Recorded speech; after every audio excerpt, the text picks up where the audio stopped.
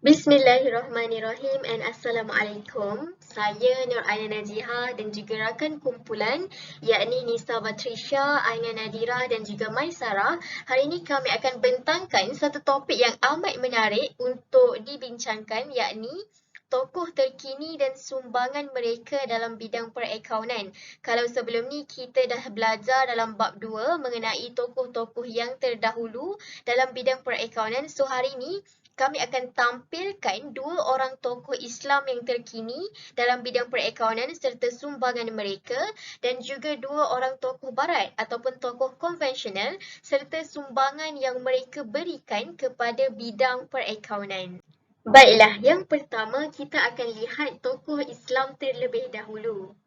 Okey, ini adalah tokoh Islam yang pertama yang akan kami bincangkan pada hari ini dan kalau kita tengok tokoh yang berada dalam gambar ni, beliau adalah Datuk Dr. Abdul Halim bin Ismail. Dan siapa je yang tak kenal dengan Datuk Dr. Abdul Halim ni? Beliau merupakan bapa perbankan Islam di Malaysia. Beliau adalah orang yang bertanggungjawab merintis penubuhan bank Islam di Malaysia yang kita guna sehingga ke hari ini, dan beliau telah memenangi banyak anugerah kerana sumbangan beliau yang terlalu besar dalam bidang perakaunan. Untuk mengetahui dengan lebih lanjut mengenai Datuk Dr. Abdul Halim, kita akan ke slide yang seterusnya. Okey, sekarang kita tengok latar belakang Datuk Dr. Abdul Halim. Jom kita berkenalan dengan tokoh keuangan Islam ini. Okey, nama beliau adalah Datuk Dr. Abdul Halim bin Ismail dan beliau merupakan anak sulung daripada 7 orang adik-beradik. Dan beliau dilahirkan pada 28 Januari pada tahun 1939, yang mana kalau kita kira sekarang beliau berusia 82 tahun. Dan walaupun begitu, walaupun sudah berusia, beliau sebenarnya masih hidup.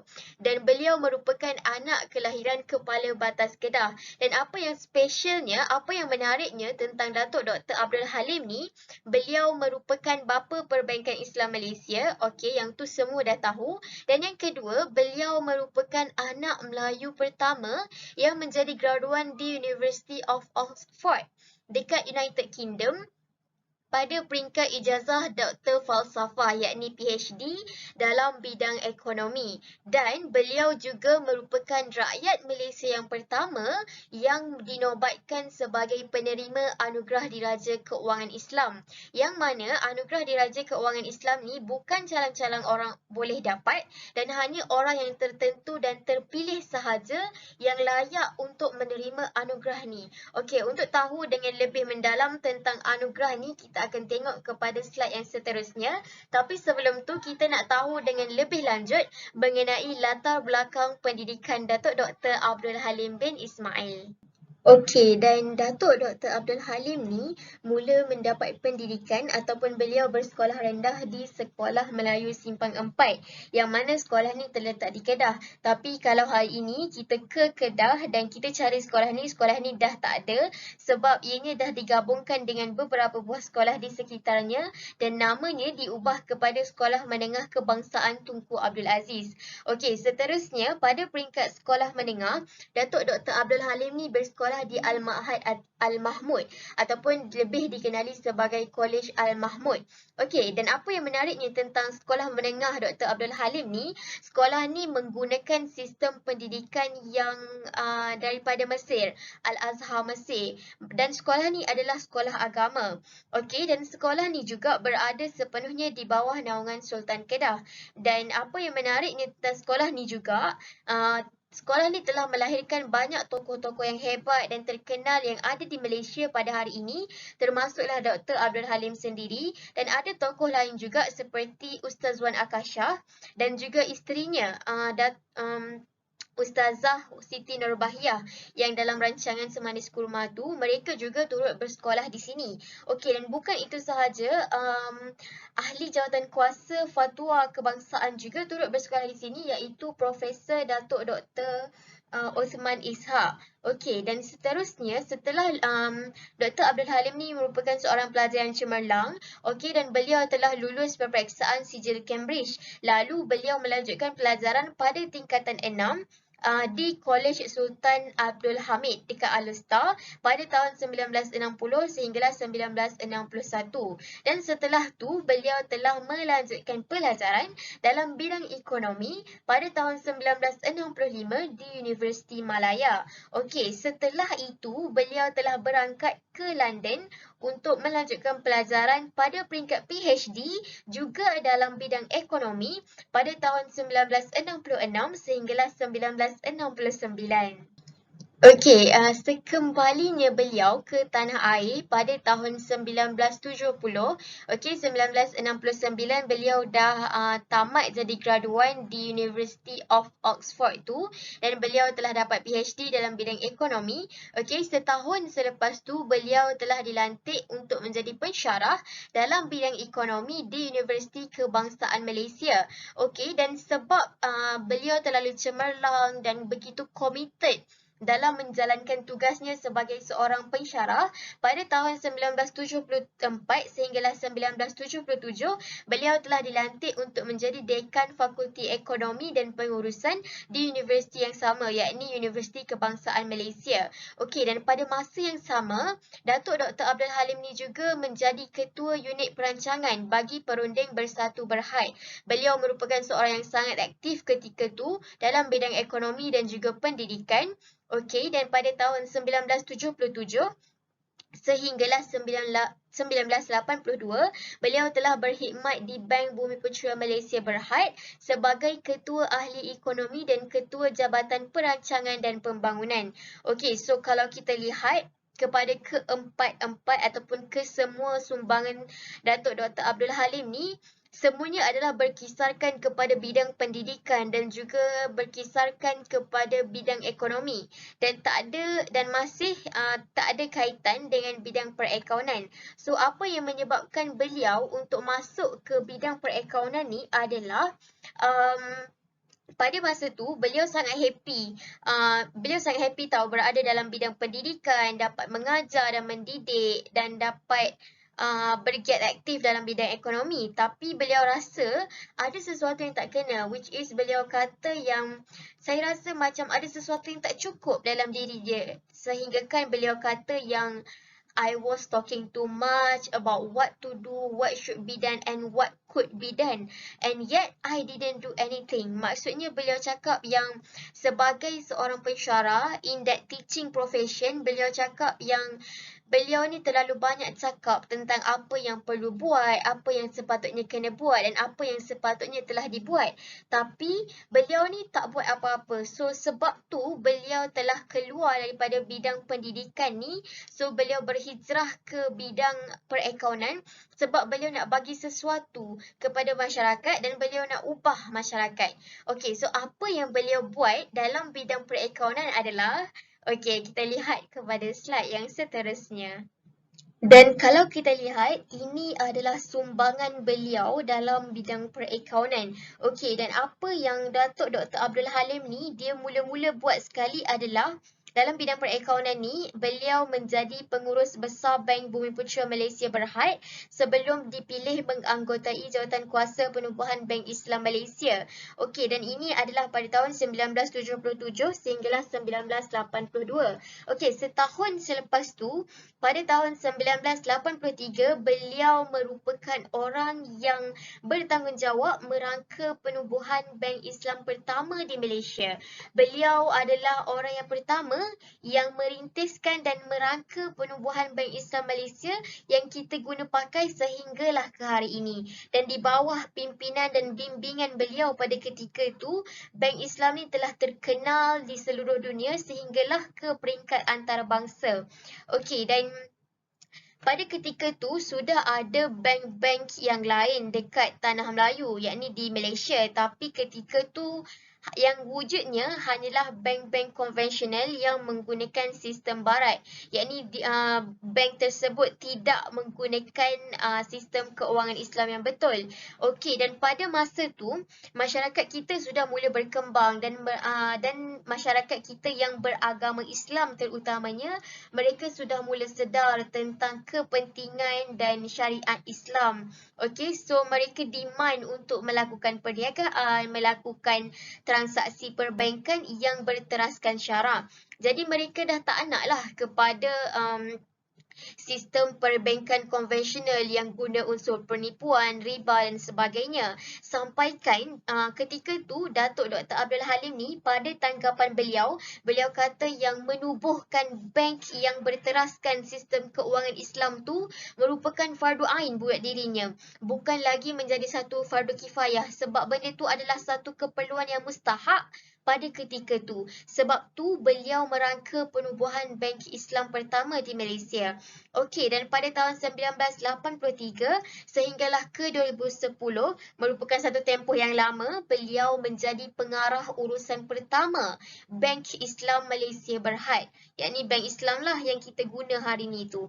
Okey, dan ada juga cabaran beliau yang beliau hadapi ketika nak tubuhkan Bank Islam ni, antaranya ialah munculnya golongan Islamic Economics, yakni golongan ni dia menentang konsep untung rugi, yakni konsep al-mudarabah dan al-musyarakah yang digunakan dalam sistem keuangan Islam, sistem perbankan Bank Islam ni pada ketika itu. Golongan Islamic Economics ni adalah golongan yang muncul untuk menentang penubuhan Bank Islam ketika itu. Tapi hujah mereka ni yang kata konsep untung rugi tu tak boleh guna dalam sistem perbankan Islam ni berjaya dipatahkan oleh Datuk Dr. Abdul Halim ni sebab beliau ni merupakan seorang yang pakar juga dalam bidang syariah. Sebab sebelum ni pun kalau kita tengok pada peringkat sekolah menengah, beliau mendapat pendidikan di sekolah menengah agama. So beliau ni tahu serba sebanyak tentang syariat dan sebagainya. So beliau berjaya mematahkan hujah golongan Islamic Economics tu pada ketika ni. Dan sebenarnya golongan Islamic Economics ni mereka reka cerita sebab mereka nak famous. So mereka cakap lah yang penubuhan Bank Islam ni adalah dongeng semata-mata. Maksudnya konsep untung rugi yang digunakan pada ketika tu adalah salah. Okey, tapi Alhamdulillah rintangan dan halangan tu berjaya diharungi oleh Datuk Dr. Abdul Halim dan juga tim-tim dia pada ketika tu. Dan pada tahun 1994 sehinggalah ke 2012, Datuk Dr. Abdul Halim ni dilantik menjadi pengerusi eksekutif, yakni beliau telah tubuhkan BIMB Securities Berhad, yakni syarikat broker saham Islam pertama di Malaysia, dan syarikat ni merupakan anak syarikat kepada Bank Islam. Okey, dan bukan itu sahaja, sumbangan Datuk Dr. Abdul Halim ni terlalu besar dalam bidang keuangan Islam ni. Bukan sahaja beliau ni tubuhkan Bank Islam di Malaysia, malah beliau ni tubuhkan juga syarikat insurans pertama yang berlandaskan syariat. Okey, beliau adalah pengerusi lembaga syarikat Takaful Malaysia Berhad, yakni syarikat insurans Islam yang pertama di Malaysia. Ketika tu tak ada lagi syarikat insurans yang berteraskan kepada sistem keuangan Islam. Okey, dan pada masa yang sama beliau juga terbabit dengan usaha membangunkan Bank Islam bukan sahaja dekat Malaysia, malah di negara jiran seperti Brunei, Indonesia, Singapura dan juga Thailand. Okey, dan apa yang beliau buat untuk bantu penubuhan Bank Islam dekat negara luar adalah beliau bagi ceramah tentang konsep Bank Islam di negara tersebut, dan beliau juga bagi latihan sambil belajar kepada kaki tangan yang bekerja di Bank Islam Brunei dan Indonesia. Okey, dan banyak lagi sumbangan beliau dalam bidang perakaunan ni. Beliau juga seorang yang pakar dalam bidang syariah sehingga kan beliau ni dilantik sebagai penasihat syariah oleh kebanyakan institusi keuangan syariah dekat Malaysia, dan beliau juga dilantik sebagai pengarah Institut Kefahaman Islam Malaysia ataupun lebih dikenali sebagai IKIM, dan juga beliau adalah ahli lembaga pengarah Golden Hope Plantation Berhad. Okey, dan banyak lagi sumbangan beliau sehinggalah beliau ni betul-betul layak untuk menerima pelbagai anugerah yang akan saya cakap selepas ni. Okey, tapi sebelum tu kita nak tengok dulu kepada hasil karya yang telah beliau terbitkan. Okey, dan ini adalah hasil kajian dan tulisan Datuk Dr. Abdul Halim itu sendiri. Okey, beliau telah tulis BIMP, Penubuhan dan Operasi, yang mana penulisan ini diterbitkan oleh Bank Islam itu sendiri, dan juga The Role of Islamic Instrument in Deepening Equity Markets in 1999, dan juga The Capital Market Master Plan, A Roadmap for Sustainable Growth and Development in 2002. Okey, dan kebanyakan hasil kajian beliau ni masih diguna pakai sehinggalah ke hari ini oleh kebanyakan mahasiswa dan mahasiswi dekat universiti yang ambil bidang ekonomi. Okey, so sekarang ni kita nak tengok pula kepada anugerah yang Datuk Dr. Abdul Halim ni telah dapat. Okey, dan yang pertama sekali pada tahun 1969, macam yang saya cakap tadi, beliau merupakan anak Melayu pertama yang menjadi graduan di University of Oxford dalam bidang PhD dalam bidang ekonomi, dan ketika tu tak ada lagi anak Melayu yang graduate daripada universiti tersebut, dan universiti ni adalah universiti yang famous pada ketika tu. Okey, dan pada tahun 2001, beliau telah mendapat anugerah tokoh keuangan Islam oleh Persatuan Bank-Bank Islam Malaysia. Okey, dan pada tahun 2004, beliau telah mendapat anugerah tokoh Ma'al Hijrah peringkat kebangsaan. Okey, dan macam mana yang saya dah cakap tadi, sumbangan beliau dalam sistem keuangan Islam ni terlalu besar dan terlalu banyak sehingga kan beliau ni layak untuk dapat pelbagai anugerah. Okey, dan salah satu anugerahnya adalah beliau telah memperoleh darjah kebesaran Datuk Setia Diraja Kedah daripada ke bawah Duli Yang Maha Mulia Sultan Kedah, yang mana yang membawa gelaran kepada Datuk Dr. Abdul Halim. Okey, dan anugerah ni bukan orang yang biasa-biasa lah boleh dapat gelaran Datuk ni. Okey, dan pada tahun 2014, beliau adalah rakyat Malaysia yang pertama yang dinobatkan sebagai penerima anugerah Diraja Keuangan Islam yang bersempena dengan Forum Keuangan Islam Antarabangsa ataupun GIFF. Okey, dan anugerah Diraja Keuangan Islam ni hanya diadakan pada 2 tahun sekali, dan tujuannya adalah untuk mengiktiraf tokoh yang berwawasan yang bagi banyak sumbangan dalam bidang ekonomi yang menyebabkan sistem keuangan Islam tu berkembang di peringkat global dan juga kepada pertumbuhan masyarakat. So Datuk Dr. Abdul Halim ni merupakan salah seorang tokoh yang layak untuk menerima anugerah tu. Okey, dan pada tahun 2017, pada bulan September, beliau telah memperoleh anugerah Merdeka 2017 sebagai kategori pendidikan dan komuniti. Okey, dan anugerah Merdeka ni telah disampaikan oleh Sultan Perak, yakni Sultan Nazrin Muizzuddin Shah pada bulan September di Menara Berkembar Petronas. Okey, dan untuk kesimpulannya, Datuk Dr. Abdul Halim bin Ismail ni adalah tokoh yang sangat disegani oleh begitu ramai orang, dan beliau ni bukan calang-calang orang, beliau adalah tokoh yang sangat berkarisma. Beliau banyak bagi sumbangan dalam bidang perakaunan, sebab tanpa beliau tak adalah sistem keuangan Islam yang kita guna pakai sehinggalah ke hari ini. Jasa dan sumbangan beliau tu terlalu besar dalam bidang keuangan Islam sampailah ramai orang dapat manfaat daripadanya. Okey, seterusnya kita berpindah kepada tokoh yang kedua. Tokoh Islam yang kedua, seterusnya saya serahkan kepada kawan saya, yakni Nisa. Baiklah, kita pergi kepada tokoh perakaunan atau kewangan Islam yang seterusnya, iaitu Datuk Dr. Muhammad Daud Bakar. Serba sedikit berkenaan latar belakang Datuk Dr. Muhammad Daud Bakar.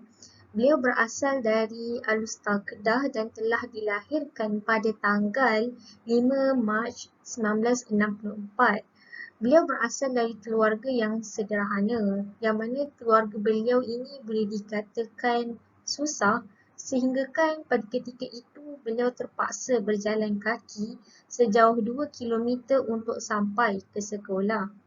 Ayah beliau iaitu Bakar bin Ibrahim merupakan seorang peniaga ikan. Dan ketika beliau masih kecil, ayah dan ibunya telah pun berpisah dan selepas itu beliau telah dijaga oleh ibunya.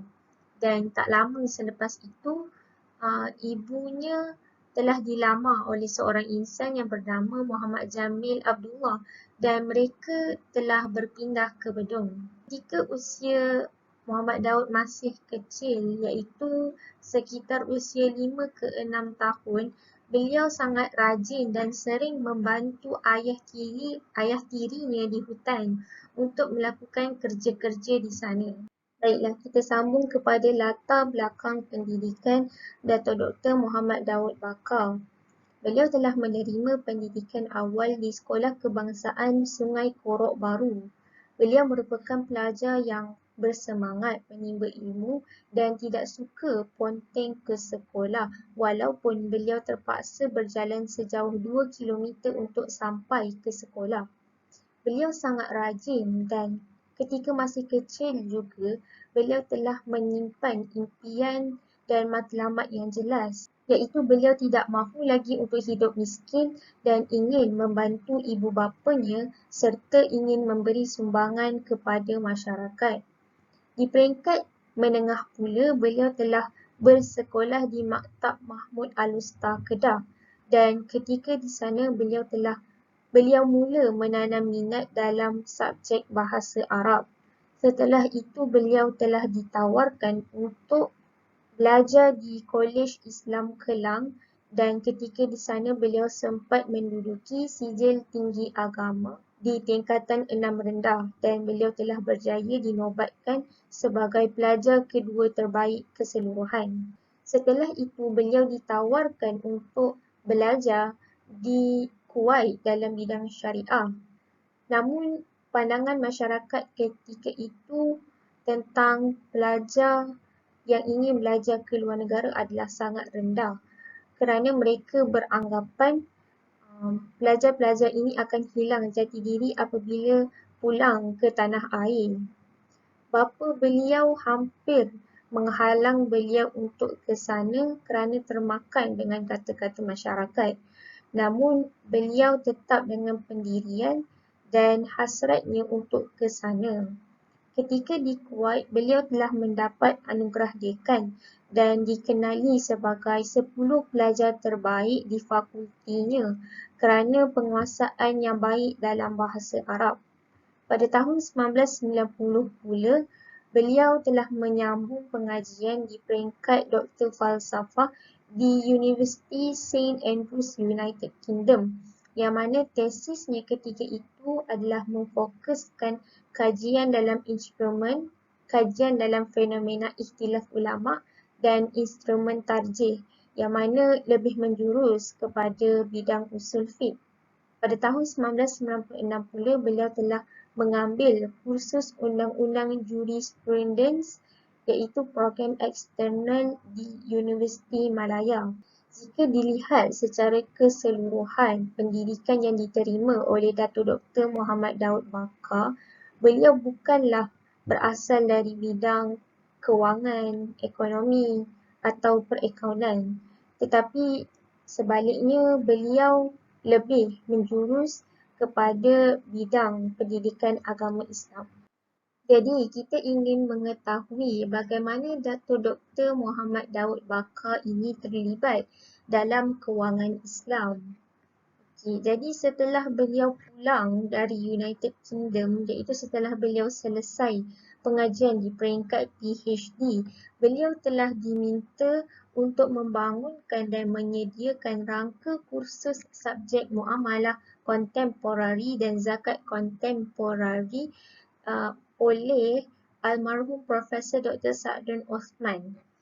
Yang mana kedua-dua bidang ini merupakan bidang di luar yang beliau sendiri telah ceburi. Walaupun begitu, beliau tetap menyahut cabaran tersebut dan beliau dikatakan sanggup mengeluarkan wang beliau sendiri untuk membiayai pengajian untuk mempelajari tentang bidang tersebut.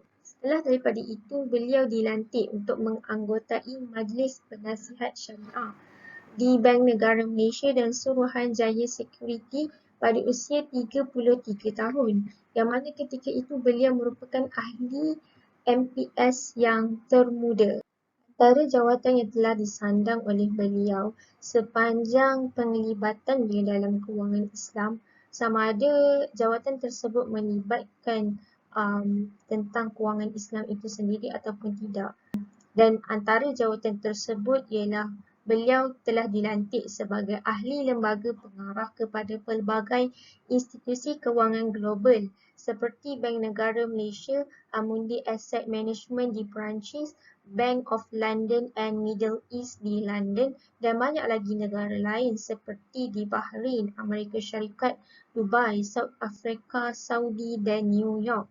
Seterusnya, beliau juga merupakan pengasas dan pengerusi eksekutif Amani Group, iaitu sebuah syarikat penasihat syariah dalam kewangan Islam, yang mana syarikat ini telah ditubuhkan oleh beliau sendiri, yang mana ketika itu beliau telah pun mendapat pekerjaan yang tetap sebagai timbalan rektor di Universiti Islam Antarabangsa Malaysia. Tetapi beliau mengambil keputusan untuk meletakkan jawatan sebagai timbalan rektor dan bercadang untuk menubuhkan sebuah syarikat penasihat syariah ini. Keputusan beliau tu merupakan keputusan yang berani kerana beliau sanggup meninggalkan pekerjaan tetap semata-mata untuk membina syarikat tersebut.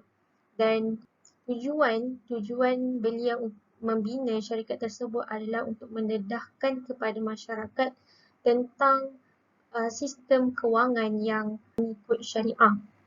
Seterusnya, beliau juga merupakan anggota Lembaga Pengarah Sandarbi Property Berhad dan juga ahli jawatankuasa pelaburan PNB.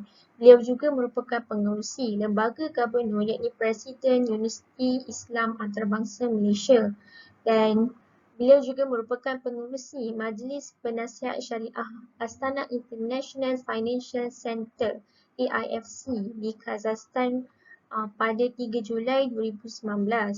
Beliau juga merupakan ahli Lembaga Pengelola Universiti Islam Antarabangsa Sultan Abdul Halim Muazzam Shah. Jadi jawatan yang telah beliau sandang serba sedikit menonjolkan sumbangan beliau yang jelas dalam sistem kewangan Islam itu sendiri. Antaranya adalah ketika di MPS iaitu Majlis Penasihat Syariah, beliau telah merangka dan membuat satu kertas kerja tentang keharusan pengenaan gharamah iaitu denda bagi mereka yang lambat bayar. Yang mana ketika itu gharamah ini dilihat dan disamakan seperti riba kerana seolah-olah mengambil keuntungan dari mereka yang lambat bayar balik. Jadi sehinggakan pada hari ini juga terdapat ulama yang masih lagi mengharamkan dan tidak mengharuskan gharamah ini. Tetapi beliau membuat kertas kerja tentang keharusan gharamah ini bersertakan hujah dan huraian yang jelas dan isu ini ataupun perkara ini telah dibincangkan oleh pihak yang berautoriti dan hasilnya sebahagian ulama bersetuju untuk mengharuskan gharamah sama ada untuk tujuan kebajikan ataupun wang tersebut digunakan oleh bank itu sendiri. Manakala pada 1 April 2005, beliau telah menubuhkan Amani Advisors iaitu syarikat keusahawanan syariah dan kini mempunyai beberapa pejabat cawangan di seluruh dunia. Kita boleh lihat syarikat ini pada hari ini berkembang maju dan berjaya dan syarikat ini memberi peluang dan mendedahkan kepada pihak luar tentang kewangan Islam yang berasaskan syariah. Seterusnya beliau telah mencadangkan At-Tawriq iaitu sistem mencairkan dan menjual aset wakaf untuk menangani masalah berkaitan aset wakaf seperti aset wakaf yang tidak produktif, aset wakaf yang terbiar dan at-Taurat ini turut dibenarkan berdasarkan ijtihad. Yang mana seperti mana kita tahu, asal hukum menjual dan mencairkan aset wakaf adalah tidak dibenarkan kerana aset wakaf itu perlulah mengikut permintaan si pewakaf.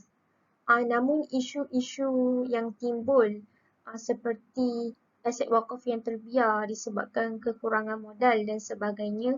Jadi salah satu usaha Datuk Dr. Mohammad Daud ini adalah dengan mencadangkan at-Taurat dengan hujah dan huraian yang tertentu. Dan akhirnya sehingga kini kita boleh lihat sistem ini digunakan pada masa kini. Seterusnya, beliau menyediakan satu kertas kerja yang bertajuk Sosioekonomi dan Kebangkitan Ummah ke Arah Kemakmuran Bersama 2030. Yang mana dalam kertas kerja ini beliau memfokuskan tentang polisi sosioekonomi dan kemakmuran bersama umat Islam. Jadi kita boleh lihat bagaimana beliau berfikir jauh untuk umat Islam yang akan datang. Seterusnya, beliau bukan sahaja menyumbang dalam sistem kewangan Islam itu sendiri, malah beliau turun kepada masyarakat bagi mendedahkan dan berkongsi ilmu dan maklumat tentang isu-isu terkini yang berkaitan dengan syariah melalui program televisyen, radio dan akaun media sosialnya. Sebagai contoh, beliau pernah membincangkan tentang isu forward forex yang mana aktiviti menjual beli mata wang dan hukumnya menurut pandangan syariah. Beliau telah menjelaskan perkara tersebut di akaun media sosialnya. Selain itu, sumbangan beliau turut dapat dilihat dalam bidang penulisan dan karya, yang mana ada yang mengatakan penulisan yang telah beliau hasilkan adalah melebihi 30 buah karya yang berbentuk buku dan artikel. Antara buku yang berkaitan dengan kewangan Islam adalah Syariah Minds in Islamic Finance dan An Insightful Journey into Emirates Airlines Sukuk. Dan antara genre lain yang beliau telah hasilkan ialah genre motivasi politik dan agama. Dan antara contoh buku yang berkaitan dengan genre tersebut ialah I Have 25 Hours a Day, Anak Desa ke Persada Antarabangsa, yang mana buku ini menceritakan tentang perjalanan hidup beliau yang merupakan seorang anak desa dan kini terkenal di peringkat antarabangsa. Seterusnya ialah Membumikan Syariah dan Syariah is Life.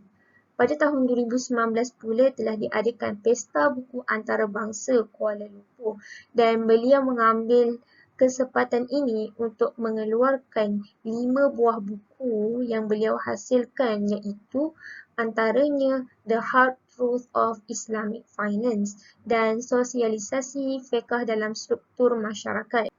Manakala artikel yang telah beliau hasilkan antaranya ialah The Islamic Concept of Liquidity, The Origins of Islamic Legal Theory yang menjurus kepada bidang usul fiqh dan Syariah Principles Governing Takaful Models.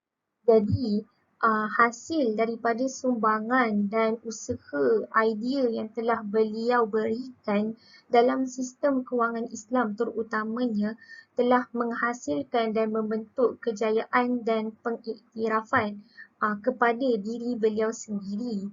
Antara kejayaan yang berjaya beliau perolehi adalah pada tahun 2005 beliau telah dianugerahkan dengan anugerah Tokoh Kewangan Islam Anjuran Persatuan Institusi Perbankan Islam Malaysia. Manakala pada 2008 beliau telah mendapat anugerah Penasihat Syariah Zaki Badawi dalam Sukuk Summit di London. Seterusnya 2014 beliau telah mendapat anugerah tertinggi The Asset AAA Industry Leadership Award di Hong Kong, dan pada tahun yang sama beliau berjaya memperoleh Tokoh Perdana Maulidul Rasul peringkat kebangsaan. Seterusnya anugerah darjah Panglima Jasa Negara. Pada tahun 2015, beliau telah mendapat anugerah infrastruktur pengetahuan ekonomi Islam terbaik hasil daripada syarikat yang beliau tubuhkan, dan pada tahun yang sama beliau telah diiktiraf sebagai 50 pakar ekonomi Islam yang terbaik di peringkat antarabangsa. Pada tahun yang berikutnya, beliau telah mendapat anugerah The Best Syariah Advisory Firm hasil daripada syarikat beliau iaitu Amani Advisors, dan pada tahun yang sama beliau telah mendapat anugerah hasil daripada buku yang beliau hasilkan iaitu anugerah buku terbaik kewangan Islam, dan pada tahun 2017 beliau telah mendapat anugerah Best Islamic Finance Case berdasarkan buku yang beliau telah hasilkan. Jadi di sebalik kejayaan dan sumbangan yang kita boleh lihat yang diberikan oleh Dato' Dr. Mohamed Daud Bakar, pasti terselitnya cabaran-cabaran yang beliau sendiri hadapi. Dan antara cabaran yang besar yang beliau hadapi sepanjang beliau menceburi bidang ini adalah ketika di MPS beliau ditomah kerana menghalalkan riba disebabkan kertas kerja yang beliau buat berkenaan pengenaan keharusan pengenaan gharomah, dan ketika itu beliau mendapat tentangan dan tomahan daripada pihak yang lain. Dan cabaran yang lain adalah cabaran dalam perniagaannya iaitu syarikatnya hampir lumpuh ketika itu kerana ketika itu beliau tiada pendapatan langsung selama 2 tahun dan beliau terpaksa memberhentikan sebahagian pekerja dan memotong gaji pekerja yang sedia ada. Itu cabaran pasti dihadapi oleh setiap manusia. Cumanya yang berbeza adalah sudut pandang seseorang terhadap cabaran tersebut. Dan Dato' Dr. Mohamed Daud memandang cabaran sebagai satu platform untuk dia berjaya pada masa akan datang. Itu sahaja daripada saya. Seterusnya saya serahkan kepada rakan saya untuk perkongsian tentang tokoh perakaunan barat.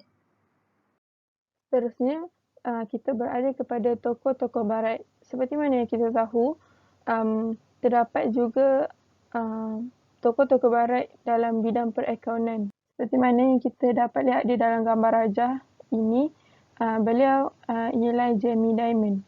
Ini merupakan sedikit sebanyak latar belakang Jamie Dimon. Jamie Dimon berasal dari bandar New York dan beliau juga dilahirkan di New York pada tahun 13 Mac 1956. Apabila beliau juga membesar di New York, dan selepas itu pada tahun 1983 beliau telah berkahwin dengan Judith Kent dan mempunyai 3 orang anak perempuan iaitu Julia, Laura dan Cara Lake.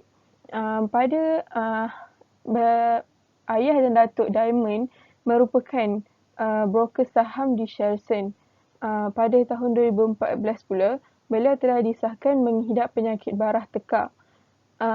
Walau bagaimanapun, beliau telah menerima rawatan kemoterapi pada hujung bulan September 2014. Dan daripada rawatan tersebut, sedikit sebanyak beliau telah sihat daripada penyakit barah tekak tersebut. Melalui pendidikan pula, pada awal pendidikan beliau bermula dari sekolah The Browning sehingga masuk ke Universiti Tufts.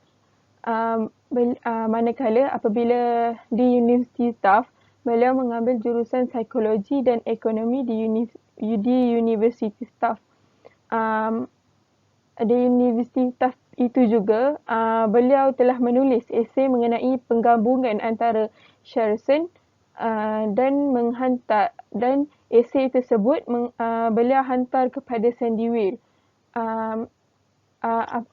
Apabila bermulanya cuti musim panas, beliau bekerja dengan Sherson.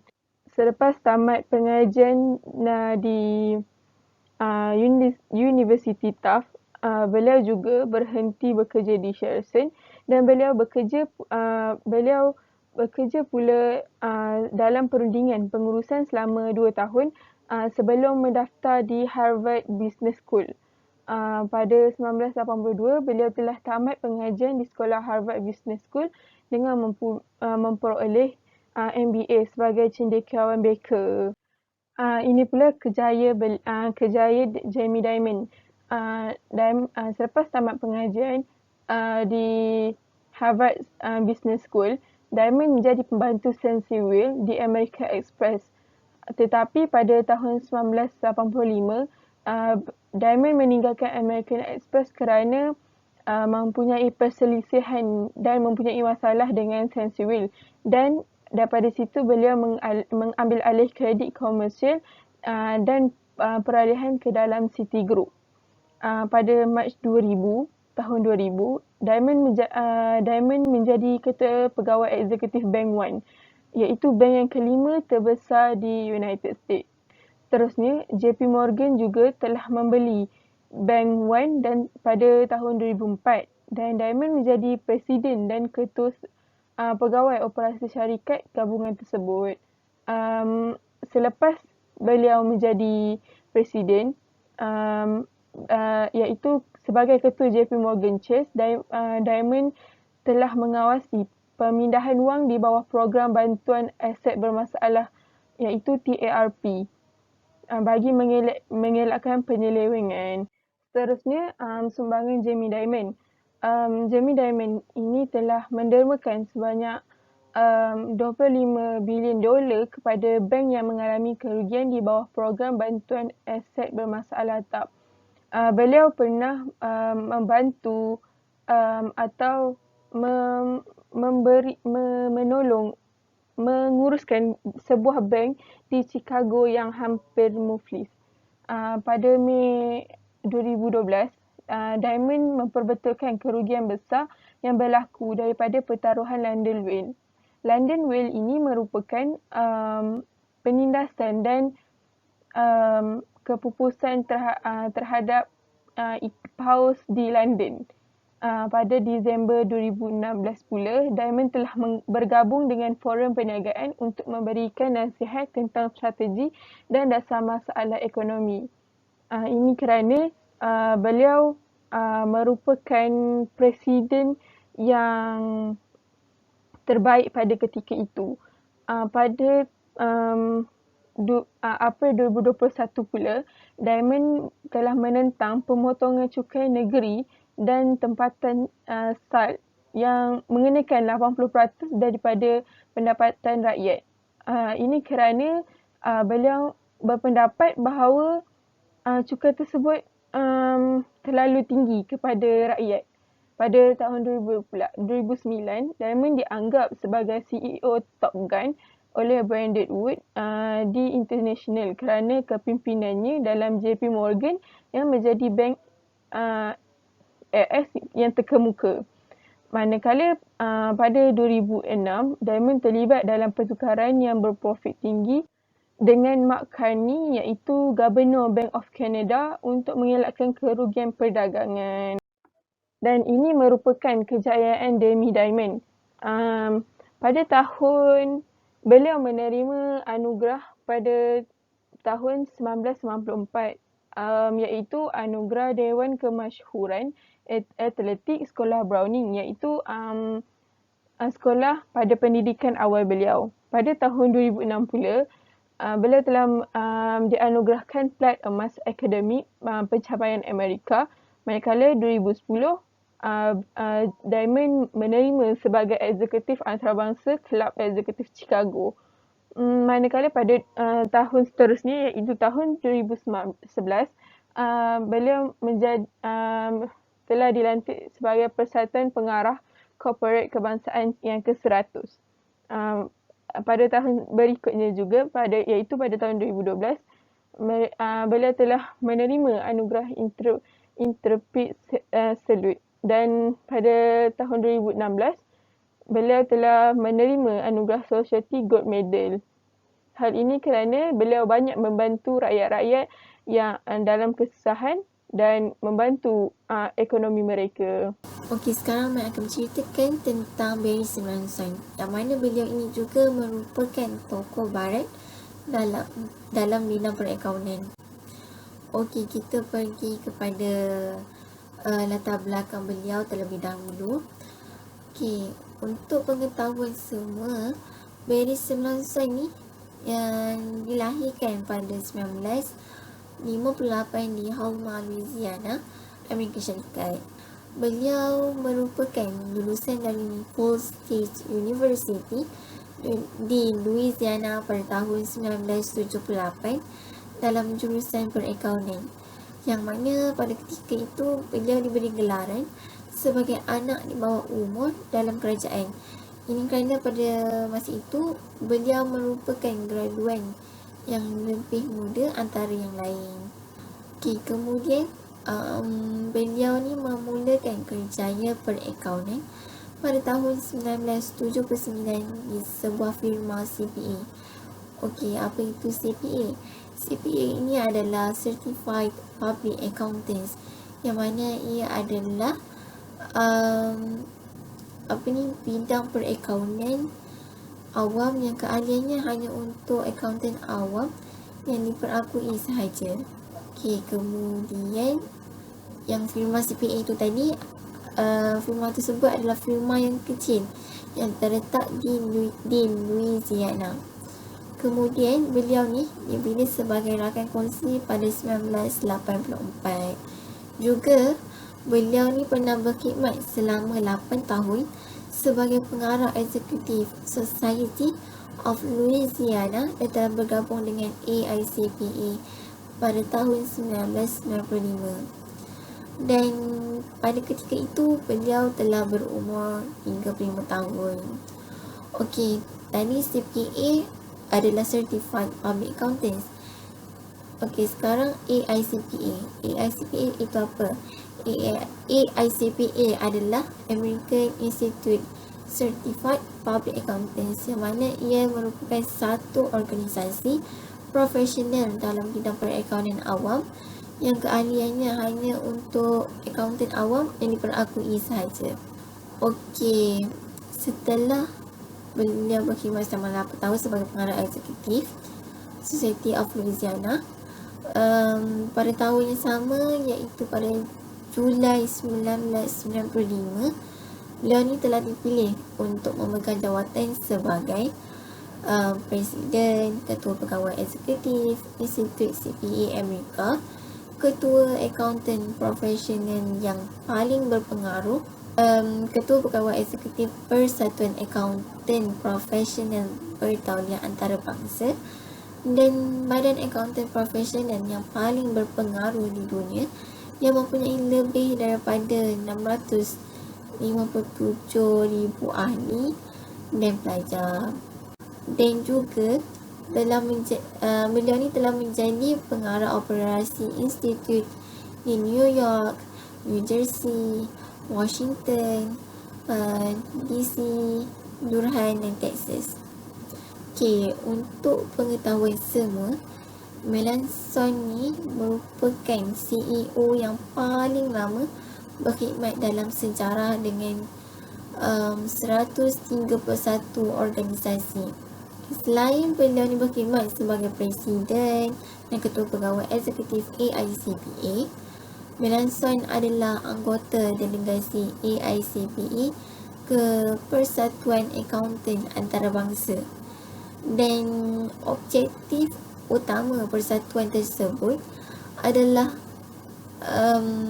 untuk mengembang dan meningkatkan profesi perakaunan di seluruh dunia dengan standard yang diselaraskan. Maklumat tambahan yang Mai nak tambah di situ, di mana beliau ni juga merupakan ahli lembaga pengasas dan inisiatif transformasi pemerintah yang berkhidmat di Dewan Pusat Dagangan AS, iaitu Amerika Syarikat, untuk daya saing pasaran modal, dan merupakan anggota Delegasi Persatuan Akaunten Antarabangsa IFC. Okey, kita pergi pula kepada sumbangan beliau. Untuk pengetahuan umum, Mary Simonsoni telah banyak menyumbang jasa dalam dunia perakaunan, terutamanya kepada AICPA, iaitu American Institute of Certified Public Accounting. Okay, antara kejayaannya dalam memimpin AICPA menjadi sebuah institut perakaunan yang berkembang maju sehingga sekarang ialah AICPA telah berkembang menjadi badan keahlian CPA terbesar di dunia, dan dia ni telah monopoli sejumlah inisiatif untuk memberi manfaat bukan hanya kepada profesi tetapi juga kepada para pelabur, pemilik perniagaan, pemberi pinjaman dan masyarakat umum, yang mana ini termasuk pusat kualiti audit, standard laporan syarikat swasta dan lain-lain. Selain itu, AICPA ni telah membentuk usaha sama dengan SIMA pada tahun 2011. Okay, SIMA itu adalah Chartered Institute of Management Accountants, yang mana ia adalah satu badan profesional yang berpusat di UK, United Kingdom, yang menawarkan latihan dan kelayakan dalam pengurusan perakaunan dan mata pelajaran yang berkaitan. Okey, kemudian AICPA ini dia membentuk sesama dengan SIMA pada tahun 2011 adalah untuk meningkatkan perakaunan pengurusan di peringkat global, yang mana pada masa itu mereka membuat penunjukan CGMA, iaitu Chartered Global Management Accountant, untuk profesional yang memenuhi aras tinggi ketelitian dan kualiti. Jadi berdasarkan satu artikel yang Mai telah kaji pada satu jurnal ni, iaitu pada Journal of Accountants pada tahun 24 Februari 2019, AICPA telah mengumumkan bahawa tempoh Mary Simonsoni sebagai Presiden dan CEO telah dilanjutkan selama 5 tahun tambahan oleh Lembaga Pengarah Institut selepas beliau ni terlibat dengan tuduhan di bawah skandal perakaunan dan tuduhan urus niaga. Jadi Amy Almonte, yang mana beliau ini merupakan ketua AICPA, mengatakan bahawa keputusan tersebut merupakan keputusan yang tepat untuk lembaga pengarah kerana Melanson telah memberi sumbangan yang besar bagi profesi CPA selama 14 tahun terakhir. Jadi, apabila terdapat pengawasan berterusan Melanson dari AICPA ini, ia akan memberi sumbangan yang amat besar terhadap pekerjaan CPA dan seterusnya membantu pelanggan, syarikat dan komuniti mereka untuk berjaya. Kemudian Berry juga pernah berkhidmat sebagai peguam bela untuk profesion account selama kerjayanya, iaitu selama 40 tahun, yang mana ia telah membina hubungan yang luas dan dengan pemerintah di seluruh dunia.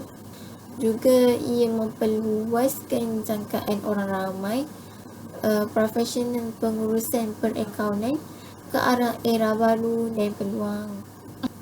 Juga yang terakhir sekali, beliau ni sangat aktif dalam menentukan peranan dan tanggungjawab profesion perakaunan, baik sebelum, semasa dan sejak profesion